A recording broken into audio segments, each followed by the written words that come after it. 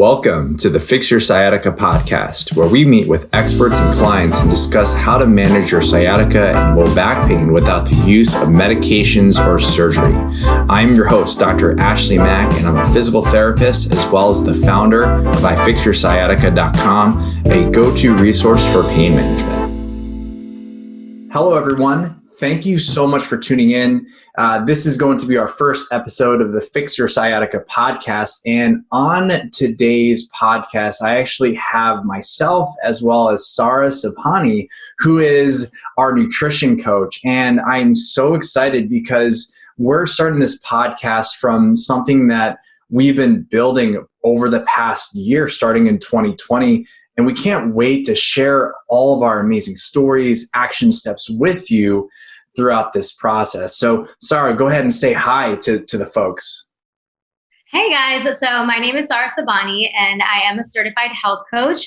I was certified by the Institute for Integrative Nutrition back in 2016, and currently I'm going back to become a registered dietitian. So I'll be starting an integrated program at Columbia University this fall to get my master's in nutrition and exercise physiology, so that I can sit for the exam and then eventually become licensed as a dietitian.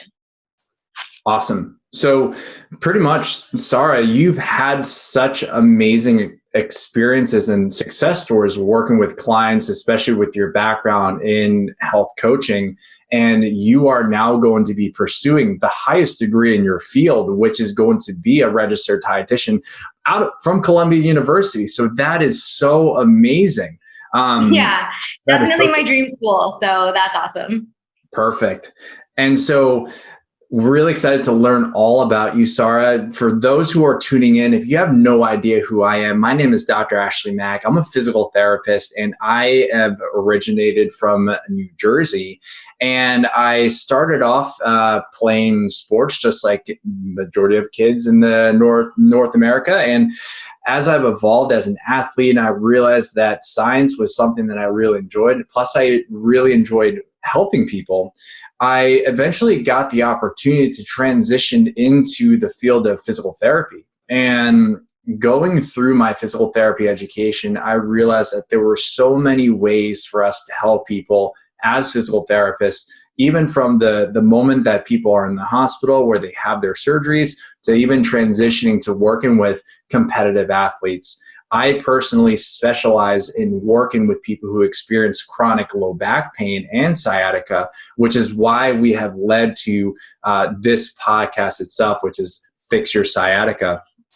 We created this podcast and this platform because prior to this and prior to the 2020 pandemic, we were originally a fitness company. We were Hudson River Fitness. We had a brick and mortar facility in Hoboken, New Jersey. And with the rise of the pandemic, we realized that in order for us to be able to help our clients even better, we had to pivot and transition all of our services to online. But once we did that, we realized that it is important for us to ensure that we are communicating to the people that we can affect the most. And our skill set is particularly dealing with chronic pain. And we are so excited to really introduce all of this information to you because chronic pain and this has had a really big impact on our lives, and we want to be able to help others. So, Sara, could you tell people a little bit more about what has driven you to this point in your life, this point in your career, nutrition, and how does nutrition and chronic pain fit in together? Right. Yeah. So I actually started my career in the corporate sector, like a lot of professionals that you hear about in this space. But I received my master's in accounting from Boston College and started my career at a big four within financial services. So I was just kind of 22, 23 when I was starting my career, and really hungry, really driven. I wanted to be the best at all costs. I wasn't really taking care of my health. I was chugging lattes, going to happy hours 3 days a week, going out on weekends, and just working really long, stressful hours. So I kind of went from being able to eat whatever I wanted to, just younger, I was like always involved in sports or always active, to all of a sudden I was just reacting to absolutely everything. So I couldn't touch dairy anymore. I couldn't even tolerate gluten. I couldn't eat a single bite of food without upsetting my stomach and causing so much bloat. So I was just like in this consistent state of being exhausted and having brain fog and being really, really tired. So I'd been seeing doctors for this. I wasn't really sure what was going on. It had been a couple of years. I was on this like regimen of Prilosec and Tums because I had a bunch of heartburn and acid reflux, and no one was really able to give me any sort of diagnosis or answer. I was tested for ulcers or Crohn's disease. All of these tests were coming back negative, and I was apparently doing all the right things to treat the symptoms, but no one could really tell me what was at the root cause of it. So I kind of just got sick of it and started researching it myself. I started Googling things, trying to read up on it as much as possible. But eventually I came to this article in Harper's Bazaar, and it was talking about this diet, how you can reset your gut. And I thought, this is exactly what I need. Like, I'm in my early 20s. Like, I cannot live like this for the rest of my life. So whatever this diet is, I'm just going to follow it to a T. So I think it resembled most like an elimination diet, where you cut out all your added sugars, like even fruit that was considered too sweet, like a banana, for example, sub that out for blueberries or strawberries instead. Cutting out all gluten, cutting out all dairy, no caffeine, no alcohol, so much water. And then there were even some supplements that they were telling me to take, like L-glutamine, for example, which helps rebuild the lining of your digestive walls.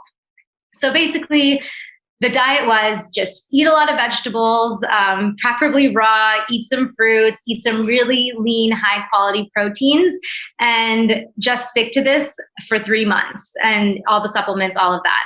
So I did try to stick to it as closely as I could. I mean, I couldn't really go without my soy lattes at the time, so those made it in there. But I definitely started to see significant changes even just after a month, and I really couldn't believe it.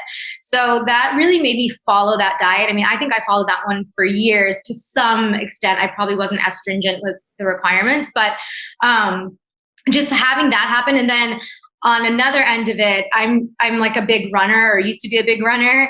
And when winter came, I would just find a gym that had an indoor track and just run laps in this indoor track. But when I was in Boston, I couldn't find a gym that had one. So I started to do Pilates instead. And I just noticed that the muscles, I mean, it's the best workout I've ever had for my core. So I think that having to do with like working out my core a little bit more, which helped with digestion, plus the new diet. I think that like was game changing for me. So after a few months of doing that, I felt like I had totally reset everything, and it was such an incredible feeling. And I felt like I had honestly unlocked some sort of secret to life. So I just really wanted to share it with everyone. So it seems as if this journey that you went through, like many of us, the early, even before we turned 20, so maybe our late teenage years, that we're technically kind of starting to ascend on the peak of our health, because we're getting stronger, we're developing, we're growing, we're developing into an adult. And so we're in this opportunity where we can kind of eat like whatever we want and like move as much as we want, because we're just constantly growing. And then it seems like there was this turning point where it's like the moment that you became an adult, where you had like all these other responsibilities, that the things that you did as a kid were no longer relevant, right, to your lifestyle and the things that you need to do as an adult. Yeah, I totally agree. And I think nobody really like prepares you for that. And you just kind of think like, oh, it comes with aging. This is supposed to happen. I'm supposed to feel this way. Things are supposed to hurt. And I think the point is like, no, they're not. You should feel really good into your late years. And I think that's like the misconception that we're starting to kind of see through now. For sure. And one of the big things that affects our health, which is, I mean, not only just how we feel from like a digestion and energy standpoint, is also how pain plays a role in how we function. And I remember even as a college kid, I had the opportunity to swim in college, and it was great. We would have, it was great at the time. Now that I'm a retired swimmer, it's not so great anymore. I'm happy that I lived that life. But we would train 3 to 6 hours a day, and we would eat all these delicious foods. But really one of the most painful times that I had as a college kid was the fact that my back was killing me. Like when I was in the water, I had no problem, but my back was hurting me so bad that I couldn't even sit through class or even sit through the library. And as a result, my education started to falter. I was like, I needed something to happen. And luckily for me, I was one of those few people, according to science, there's about 75% of people who experience pain or some sort of injury will actually just spontaneously recover within about 12 weeks without having to do anything. And that's a really great thing. But it then got me into this discovery and journey of trying to figure out, okay, well, I experienced this pain. It was so bad, but then why did I just recover by doing just like some minimal exercise? And then it transitioned. I got the opportunity to go graduate my undergrad a year early and start physical therapy school, which is a doctorate program. And during that time, I'll be honest, I didn't really know that much about physical therapy. I just knew that physical therapy helped people just rehab from injuries and everything. But going into the physical therapy profession, graduating and working with people over and over again, I've realized that pain in itself limits everything that we do, from our overall happiness, but then also it taps into our emotional psyche. There's a lot of correlation with chronic pain and digestive issues, health issues, chronic issues, and how that impacts our life. And graduating and practicing for these past years, I've realized that there is something that we should be doing. And just seeing that huge problem, I realized that why not? Like, why not take on this challenge? Which is why I thought it would be so great to focus on specifically sciatica, because that is something that often affects a lot of people, and it really goes into a lot of different things. Now, my background as a physical therapist, movement is my specialty. And I find that injuries and pain, like I find that the pain that we often feel are caused by a couple different mechanisms, but ultimately, one, it's going to be due to a traumatic injury or overuse. And really, that is often influenced by movement and lifestyle. So I coach people on how to move properly. And I got introduced to Sara because with her background in nutrition, there's a very big impact in regards to nutrition and lifestyle and how that influences pain. So, Sara, could you tell us a little bit more about how does nutrition, like proper nutrition and proper stress management, how can that actually influence pain? Right. So I would probably say the number one way is through inflammation. So our gut produces essential neurotransmitters. I think about 50% of dopamine, 90 to 95% of serotonin they're produced in our gut. So they both play a critical role in managing pain. Also, it houses 70 to 80% of our immune system. So if your digestive walls are compromised, if you have leaky gut syndrome and you have foreign invaders kind of leaking through your gut walls into your bloodstream, your immune system is going to go into attack mode. It's going to cause this inflammation, which is a healing process. But if it's a constant problem and your immune system is constantly activated, that's what leads to chronic inflammation, and then further along the line into autoimmune diseases. So those are two really big parts. And then a third one is it activates gene expression. So even though you and I were born with certain genes that were just naturally predisposed to certain conditions or certain diseases, these genes may never turn on. And that is dictated by your diet and your lifestyle. So they're finding through the study, through the field of epigenetics, that our diet and lifestyle plays a significant role in which genes get turned on and off. And some people even hypothesize that 90% of all diseases can be traced back to the digestive health.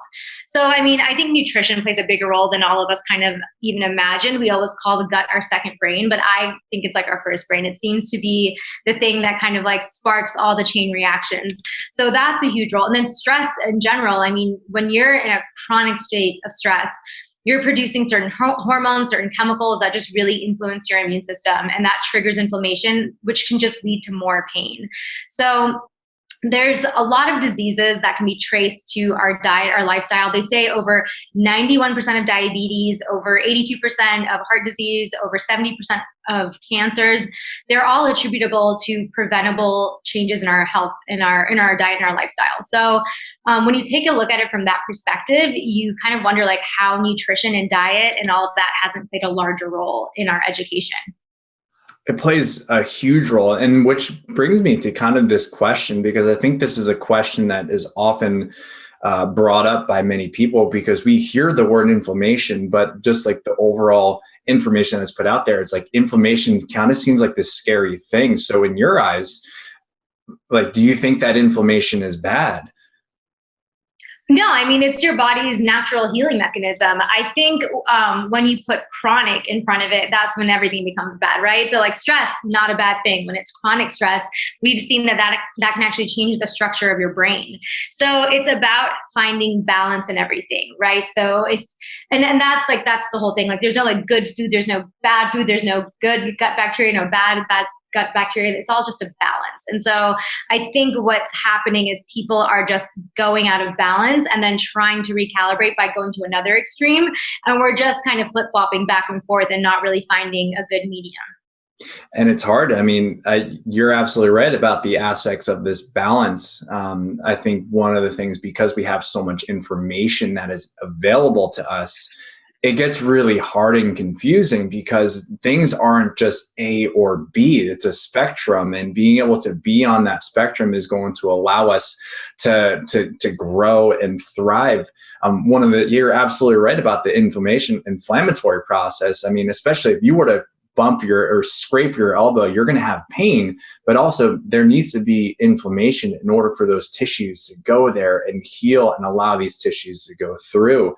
And with that being the case, it's tough, because inflammation itself can be influenced by so many factors, as you said, and to be able to address those things and allow inflammation to happen when it's needed to facilitate healing, but then also to remove any sort of inflammatory aspects. And that's the same thing with movement. It's like the big question that we often get asked as PTs, it's like, oh, well, I should be getting a standing desk. Like the short answer is it'd probably be a great idea. But then the big question that we have to ask ourselves is, how can we really vary our movements throughout the day? And how can we live across this spectrum of being active versus inactive, which is really key. Now, I think because there's so much information when it comes to a physical therapy standpoint, and then also from a nutrition standpoint, I mean, what do you think with all the information that's out there, I mean, what do you think is like the biggest misconception about like food, lifestyle, and its impact on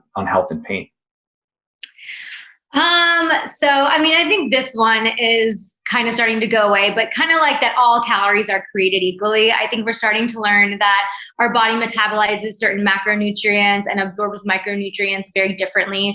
But then even after that, I think the biggest one is that there's a formula that works for everybody. And I don't think people really understand the number of variables that dictate how effective a certain diet will be for people. So there are so many things in play, like your genes, for example. Certain people respond better to certain diets because of their genes. The ketogenic diet and the CPT1A gene are great examples of that. That's why some people respond well to it and some people don't. The diversity of your microbiome, that's another big one. So the more variety of vegetables and fruits and prebiotics that you eat, you want your gut bacteria to be very diverse and flourish. So there's studies that have been done on mice that show that there's an overpopulation of a specific bacteria in obese mice. And when you take that bacteria and inject it into a lean mouse, those lean mice then develop obesity. Stress levels, another huge one. We know that high levels of stress activate certain hormones and chemicals that promote weight gain, but they also affect where you put on that weight. And like I said, chronic stress just kind of changes the structure of everything in your body and your brain. So I think, it's not a fixed diet that'll work or a fixed regimen. That's the big misconception. It's a moving target. So something that even worked for you years ago probably isn't working for you anymore, or might not work for you anymore based off of the changes that your body is going through, or the different stressors or the different lifestyle you have. So I think there's an overarching concept that you can apply to people's lives, but there is a lot more bio-individuality that goes into it than I think people realize. So we're looking at some structure, but also some fluidity based off of the person, because we're human beings and we are a culmination of various different genetic traits, but then also being exposed to various different environmental factors that influence who we are, how we feel, and what we do. Right. Exactly. Right on. And I'm so glad you brought that up because I mean, being involved with the fitness industry, which is like one of the big parts of my career, um, I've gone through all those different diets before. I've eaten paleo, which is great because I loved eating bacon and loved eating all that stuff. But then also looking at and being able to see like how does this work? And I think one of the really interesting things, particularly from the lifestyle perspective with nutrition, is also how that actually translates on over into pain management too. With the reason, one of the many reasons on why I created ifixyoursciatica.com was to be able to debunk those myths and help reduce all of that confusion that people have when it comes to managing sciatica and low back pain. Because if you go onto the internet and you search how to fix my sciatica, you're going to have like 10 articles that are going to say forward bending is actually really great for your sciatica. And you're going to have another 10 articles that are going to say that forward bending is actually really terrible. And so as a consumer, it gets really challenging because you look at this information, whether it be a diet or even just an intervention for your back pain, and you're saying like, what do I do? And I think you provided a really good solid point, is that being able to see, does it work for you? And that's going to be the most important part. And really that's a big misconception with physical therapy and pain management, that people feel as if they have this specific diagnosis, whether that diagnosis was made by their physician, their physical therapist, or even Dr. Google or Dr. Facebook, where they go in and they're like, okay, I think I have this issue. And then they're trying to treat that specific issue versus trying to treat that specific person. And so in a way, there's like a formula, some sort of framework for people. But then also, we have to recognize that we are human beings and we will respond differently with that. It's kind of like, you remember, I think it was probably about 10 years ago, they saw, it was a picture on the internet, was like, is this dress blue or is this dress gold? Do you ever? Oh my gosh, yes. Yeah. Yeah, that was a crazy thing. I think, well, one, do you remember like what it looked like to you? To me, it looked gold, but then a bunch of people said it looked like it was a black dress. Yeah, I think it was gold to me as well. I feel like it was an age thing. Oh, okay. Like like if you're Yeah. above a certain age, you're gonna see it somewhere. So they were like, you could dictate how old you were based off of Ah, what color you saw. interesting. Now that could be an entirely different episode on its own when we talk about the Yeah. aspects of like pain and perception, because that in itself is already pretty huge. But going back to the task at hand, I'm just like telling Right. people. Yeah. And that's one thing I wanted to say about that too, is like, I think a lot of people just kind of like see some study or see, some article, and they don't really know who's funding it. They don't really know what the control groups were, what the variables were. And they just like take this small piece of information or misinformation and just run with it. And they also like isolate a lot of information. So I feel like in the nutrition world, a lot of like micronutrients and macronutrients are getting isolated, and that's just not how it works. Like you can't just like up your B vitamins and up your D vitamins and all of that kind of stuff. It's all a balance. They all depend on each other. It all matters how they get absorbed. It's a system in place that people are trying to compartmentalize, and I think that's what's not working for people. Ah, yeah. So it's just like taking things out of context. And yeah, ultimately, a lot of these scientific studies, I mean, you look at the scientific method, and the highest quality are randomized clinical trials, right? RCTs. And what that means is that they're really trying to control every single condition aside from this experimental thing that they were providing. So it will work if you, the subject or the person, can create that same exact environment in which that study was created, but it does get pretty challenging. And so with all this conflicting information that is out there, it can be very overwhelming. I was brought up in a world where the most important thing aside from knowledge is being able to take action. So if there was one single most important action that someone could take, that is feeling overwhelmed and frustrated and confused with all the information out there, with your experience, like what would your biggest recommendations, like what's the single most important action step for them to take? So I think that people don't really realize how much power and knowledge that they actually have over their own health. So if you ask somebody, what is the single most important thing that you could do today to better your health? They always have a response. It's on the tip of their tongue. And so even if it's something like, I guess I could limit my alcohol consumption to just the weekends, or I binge eat at night and I can't stop, or I crave unhealthy carbs even when I'm not hungry. I think people don't realize that it's actually small changes that need to be made and practiced consistently that get the significant results. And instead, they try to go for these huge overhauls of their lifestyles and their behaviors. Otherwise, they think it's just too easy. But the hard part is actually the consistency. So I would say the best thing, the single most important thing, is to pick a really small habit that you can work on and that you will actually stick to, like drink more water, or I'm just going to incorporate at least 2 to 3 servings of vegetables into my day every single day, or 3 times a week at least, and just practice that habit and then move on to the next thing that you need to fix. So it's definitely a step-by-step process, but that's really where all the work is the behavior change. I think everybody has all the knowledge of like, I should eat this and not that. It's the problem of how to stick with it and how to actually implement it. Cool. So you might have listed like 3 important things, which I mean, I think all equally important. But if I were to make sure that I have this succinctly, ultimately, one of the biggest things is that most people have an understanding in regards of what they should be doing. But the reality is that regardless of whatever you are going to be pursuing, if you know that it's going to be better than what you're currently doing right now, to be consistent and practice that on a daily basis. Right. So I guess if I could just boil it down to one thing, I would say ask yourself, what is the single most important thing that I could be doing to improve my health today? And just do that. Just do that one thing. So that's the one thing. Awesome. I think it's a very valid and very powerful action step, because the majority of people have an understanding of what healthy eating is, but there's something that happens that causes them to go and deviate from what they should know. It's a lot of shoulds. I should do this. I should do that.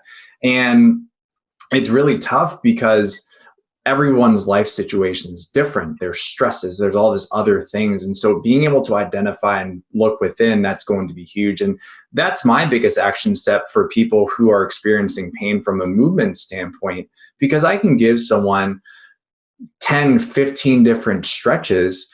But really, when you are dealing with pain or even chronic pain, because it's dominating your life, everything that you should be doing should be reducing that pain. And the reality is, like, who's experiencing that pain in the first place? It's not me. It's the listener, you, the person who is experiencing, saying, how can I fix this? And so it's being able to look and say, identify what makes you feel better. But ultimately, it's not going to be the stretches. It's not going to be the exercises. It's all going to be understanding that you have to be moving, letting your joints move freely, but then also moving with quality. And ultimately, when we move with quality, like the biggest thing for a movement standpoint, and even just from an eating standpoint as well, is that quality matters. And you can't just do something for the sake of doing something. Everything should be having a purpose. And that is going to translate on over into actually feeling better. And so, Sara, you have a lot of amazing information, and you have an amazing level of knowledge about nutrition, but also about behaviors. I think you touched on a really great spot. So could you tell us a little bit more about what your process is like when it comes to helping out your clients? Right. So I actually think that my role more than anything is to help my clients towards actionable steps. And so they can stop giving into things like their cravings, or to prevent them from downward spiraling if they happen to have a bad day. And I think there's obviously technical aspects that I also help with, like portion sizes and healthy sources of carbs and proteins and all of that. But I think the most important thing is to help create sustainable habits for each of my clients. And I want them to succeed. I want them to keep growing and elevating themselves. So hopefully they don't need me the same way that they did in month 1 at month 3. Otherwise, I'm kind of like failing at what I did. But I think at the end of the day, like, our brains are very lazy. They want to be on autopilot for as many things as possible so that they can conserve their energy for the really important, major life-saving tasks. And what I'm really here for is to help people take a step back and take a pause and bring awareness to the habits that have just sort of become autopilot for them. And a lot of those habits are no longer serving them. So I help guide them into more beneficial, productive, modified habits that they can actually take with them. Awesome. So you're kind of like this. Since I moved out to California, I've just gotten super into being outdoors. Listeners, I live in California. It's amazing. But really a big part of it is like from a hiking perspective, you're kind of like that guide, right? Like you're that guide, your client is the hiker, and the hiker sees the path, but maybe the path could look really scary. But you're there to say, let's just take it one step at a time. We'll get snacks on our way there, be able to guide them through. So that's amazing. I think I had a lot of experiences with other different nutrition coaches. I've been a client of many nutrition programs before, and I feel as if your approach is a very actionable way, and also a very sustainable way, because it's being able to meet me or meet you at your level, because my nutritional needs are going to be very different than the nutritional needs of someone who might not necessarily know that much about healthy eating, versus like a super fit athletic person. They're going to have various different goals. So I really appreciate that, Sara. That's awesome. Yeah. And one of the biggest things from a process standpoint here at ifixyoursciatica.com, really the big thing is meeting you at your level. And that's one of the most important things when it comes to pain management. Again, pain is going to be an experience unique to you. And so when it comes to our process, when it comes to managing pain with movement, is ensuring that every movement that you're doing is going to provide you pain relief. And really that's going to be important. And that's one of the reasons why you're on this, you're listening to this podcast right now, is because you are looking for an answer to fix your pain and solve your pain, and going through one step at a time and identifying that you are in fact an individual person. And even though us practitioners can use a type of framework which helps organize our thoughts, it is going to be important for us to take all this information and make it sense, have it make sense for you, and have it make it meaningful for you, so you can truly experience pain-free living. And so, Sara, thank you so much for this information. It's really exciting to share your story with the world and share your knowledge. I know that this is not going to be your last presence in this podcast. So it's we're really excited to have you. If someone were to trying to get in touch with you and wants to learn more about nutrition and how it can influence their health, what's the best way for them to get in touch with you? Sure. So you can just leave me an email. My email address is Sara, SARA, @HudsonRiverFitness.net. Otherwise, I'm on Instagram. It's Sara Subhani, Sara_Subhani, actually. So just my first and last name, and you can just shoot me a DM. Awesome. Very, very cool. And if you haven't done so already, please subscribe to our Instagram, which is ifixyoursciatica. And also, if you have any other questions, if you want to take bigger steps towards treating your sciatica and chronic low back pain, then visit our website, ifixyoursciatica.com, as well as send us an email at info@ifixyoursciatica.com. Sara, thank you so much for coming. Yeah, thanks for having me. It was great. Awesome. See ya. Thank you so much for tuning in. We hope you got some help from today's podcast. And for more info, check us out at ifixyoursciatica.com. Have a fantastic and pain-free day. No patient-therapist relationship is formed by listening to this podcast. We are not providing medical advice, and all information should be confirmed by a medical provider.